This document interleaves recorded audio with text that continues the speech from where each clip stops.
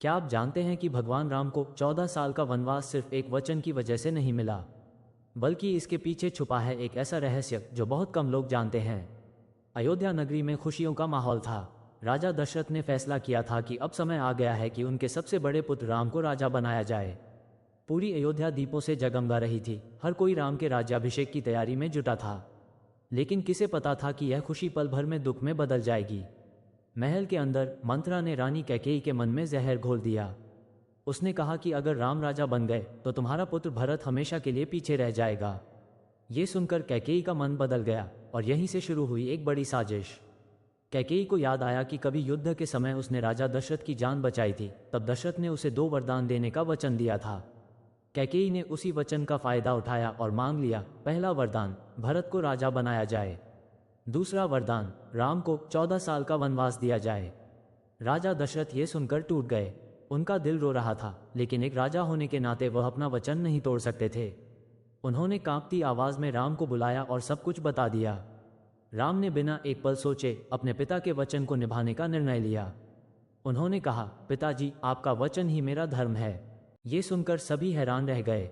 जहां एक तरफ लोग इस अन्याय के खिलाफ खड़े हो सकते थे, वहीं राम ने इसे अपने कर्तव्य के रूप में स्वीकार किया। राम के साथ उनकी पत्नी सीता और उनके भाई लक्ष्मण भी वनवास जाने के लिए तैयार हो गए।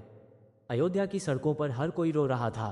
लोग राम को रोकना चाहते थे, लेकिन राम मुस्कुरा रहे थे, क्योंकि वह जानते थे कि यह सिर्फ वनवास नहीं, बल्कि एक बड़ी लीला की शुरुआत है। वन में राम ने कई कठिनाइयों का सामना किया। राक्षसों से युद्ध किया, ऋषियों की रक्षा की, और यहीं से उनकी मुलाकात हुई हनुमान से, जो आगे चलकर उनके सबसे बड़े भक्त और सहयोगी बने। लेकिन इस वनवास का असली कारण सिर्फ कैकेयी का वरदान नहीं था। इसके पीछे भगवान की एक बड़ी योजना थी, रावण का अंत करना और धरती से अधर्म को खत्म करना। अगर राम वनवास नहीं जाते तो सीता का हरण नहीं होता। अगर सीता का हरण नहीं होता तो रावण का अंत नहीं होता, और अगर रावण का अंत नहीं होता तो धर्म की स्थापना कैसे होती।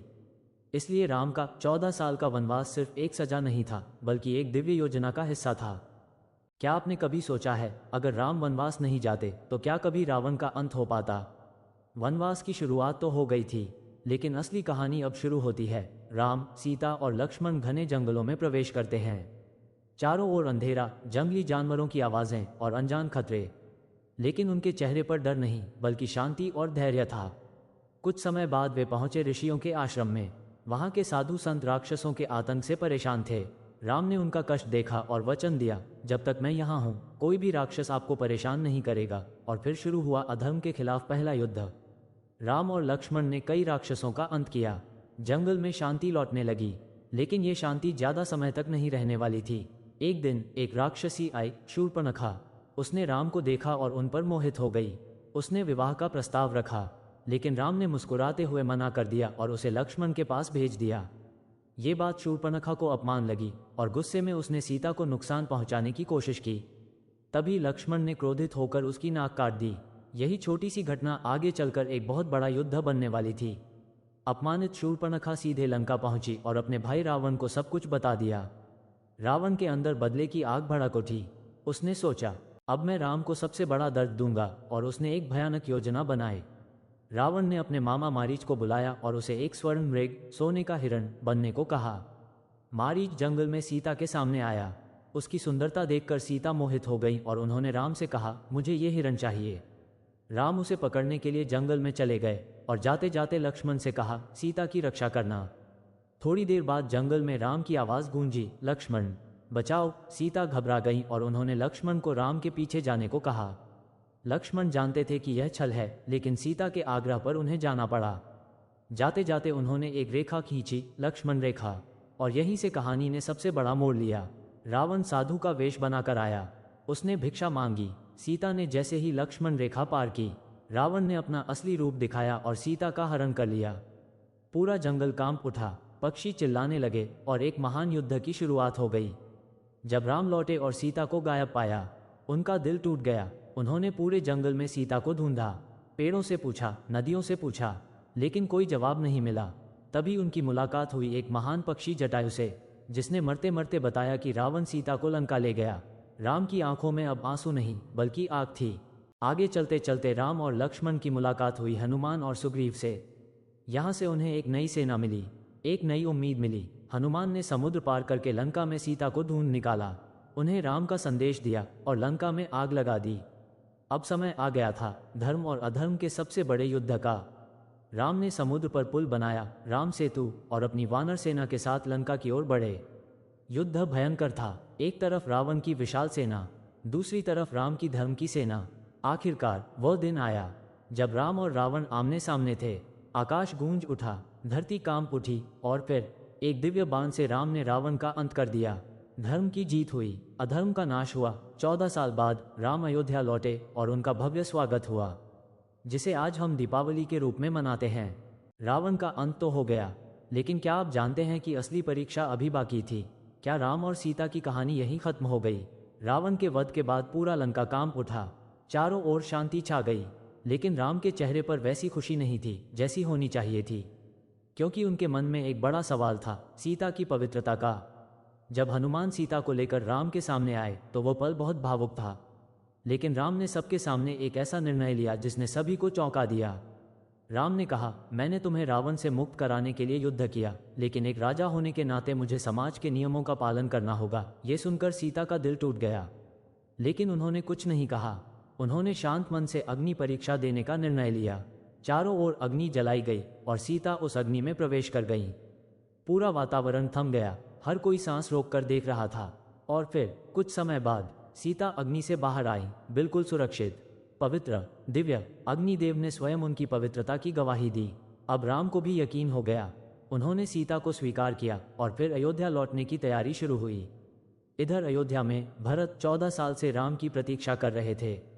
उन्होंने खुद कभी सिंहासन पर बैठना स्वीकार नहीं किया, बल्कि राम की खड़ाओं को ही राजगद्दी पर रखा। जैसे ही राम के लौटने की खबर मिली, पूरी अयोध्या खुशी से झूम उठी। हर घर में दीप जलाए गए, सड़कों को फूलों से सजाया गया, और फिर वो ऐतिहासिक दिन आया। राम, सीता और लक्ष्मण अयोध्या लौटे। लोगों ने उनका भव्य स्वागत किया। यही दिन आज दीपावली के रूप में मनाया जाता है। राम का राज्याभिषेक हुआ और उन्होंने एक आदर्श राजा के रूप में शासन किया, जिसे रामराज्य कहा जाता है, जहां हर कोई खुश था, न्याय था, शांति थी। लेकिन कहानी यहीं खत्म नहीं होती। कुछ समय बाद अयोध्या में एक धोबी ने सीता पर सवाल उठाया। ये बात राम तक पहुंची और एक राजा होने के नाते राम के सामने सबसे कठिन निर्णय आ गया। उन्हें अपने प्यार और अपने कर्तव्य में से एक चुनना था। राम ने भारी मन से सीता को वन में भेजने का निर्णय लिया। यह उनका सबसे दर्दनाक फैसला था। लक्ष्मण सीता को जंगल छोड़ आए। उस समय सीता गर्भवती थी। जंगल में सीता को सहारा मिला वाल्मीकि ऋषि का। उनके आश्रम में ही सीता ने 2 पुत्रों को जन्म दिया, लव और कुश। वहीं वाल्मीकि ने उन्हें रामायण की कथा सुनाई और समय के साथ दोनों वीर और बुद्धिमान बन गए। सालों बाद जब राम ने अश्वमेध यज्ञ किया, तब लव और कुश ने उस घोड़े को रोक लिया और राम की सेना को चुनौती दी। यह एक अनोखा युद्ध था। पिता और पुत्र आमने सामने थे, बिना ये जाने कि वे एक दूसरे के अपने हैं। आखिरकार सच्चाई सामने आई। राम को पता चला कि ये उनके ही पुत्र हैं। उनका हृदय भर आया। फिर सीता को सभा में बुलाया गया। राम चाहते थे कि वो फिर से अपनी पवित्रता साबित करें, लेकिन इस बार सीता ने धरती माता को पुकारा। धरती फटी और सीता उसमें समा गई। राम ये देखकर स्तब्ध रह गए। यह उनकी जिंदगी का सबसे बड़ा दुख था। समय बीतता गया और अंत में राम ने भी इस पृथ्वी से विदा ली और अपने दिव्य लोक लौट गए। क्या कहानी यहीं खत्म हो जाती है, या फिर राम की लीला का असली रहस्य अभी बाकी है? सीता के धरती में समा जाने के बाद अयोध्या का महल तो वैसा ही था, लेकिन राम का जीवन बदल चुका था। जहां पहले प्रेम था, अब वहां गहरी शांति और त्याग था। राम दिन रात अपने कर्तव्य में लगे रहते, प्रजा की सेवा करते, लेकिन उनके हृदय में एक खालीपन था जिसे कोई भर नहीं सकता था। इधर लव और कुश बड़े हो चुके थे। वे वीर, बुद्धिमान और धर्म के मार्ग पर चलने वाले थे। उन्हें अपने पिता की पूरी कहानी पता चल चुकी थी। एक दिन दोनों ने निश्चय किया कि वे अयोध्या जाकर अपने पिता से मिलेंगे। जब वे अयोध्या पहुंचे तो पूरा दरबार उनकी प्रतिभा देखकर चकित रह गया। उन्होंने रामायण की कथा सुनाई, वही कथा जिसमें राम का जीवन था। जब राम ने ये कथा सुनी, उनकी आंखों में आंसू आ गए, क्योंकि वो अपने ही जीवन को सुन रहे थे। धीरे धीरे सच्चाई सामने आई और पूरे अयोध्या को पता चला कि ये दोनों बालक राम के ही पुत्र हैं। राम ने उन्हें गले लगाया। वो पल बहुत भावुक था। वर्षों का बिछड़ापन खत्म हो गया, लेकिन समय किसी के लिए नहीं रुकता। एक दिन देवताओं के दूत आए और राम को संदेश दिया कि अब उनका पृथ्वी पर समय पूरा हो चुका है। राम समझ गए कि अब उन्हें अपने असली स्वरूप में लौटना होगा। उन्होंने अपने भाइयों लक्ष्मण, भरत और शत्रुघ्न को बुलाया। सबको ये जानकर दुख हुआ, लेकिन वे जानते थे कि यह एक दिव्य यात्रा का अंत है। कहते हैं कि सबसे पहले लक्ष्मण ने सरयू नदी में जल समाधि ली, क्योंकि वे राम के बिना जीवन की कल्पना भी नहीं कर सकते थे।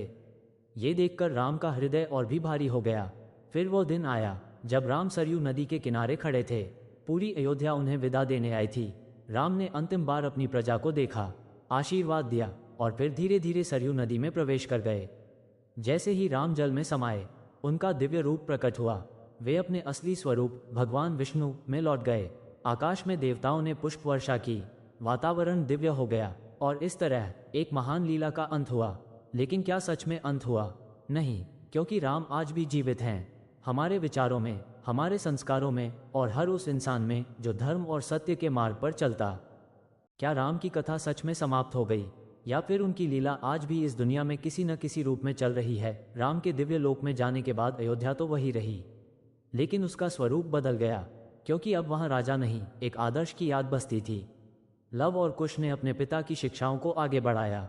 उन्होंने अयोध्या को उसी धर्म और न्याय के मार्ग पर चलाया जिस पर राम ने उसे स्थापित किया था। समय बीतता गया, युग बदलते गए, लेकिन राम की कहानी लोगों के दिलों में जिंदा रही। हर घर में, हर पीढ़ी में। ऋषि वाल्मीकि द्वारा लिखी गई रामायण अब केवल एक कहानी नहीं थी, ये जीवन जीने का मार्ग बन चुकी थी।